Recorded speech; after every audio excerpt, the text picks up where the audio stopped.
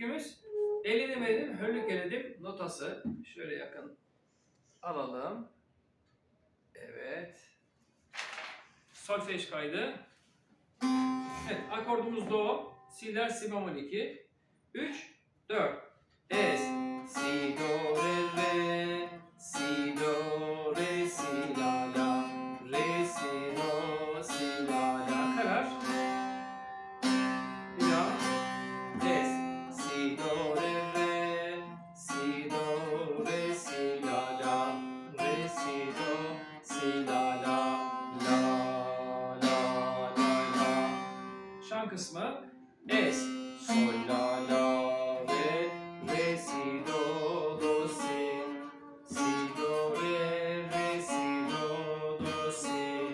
si, la, la, si, do, si, do, si, la, la, re, si, do, si, la, la, la, la, la, la. Bir daha.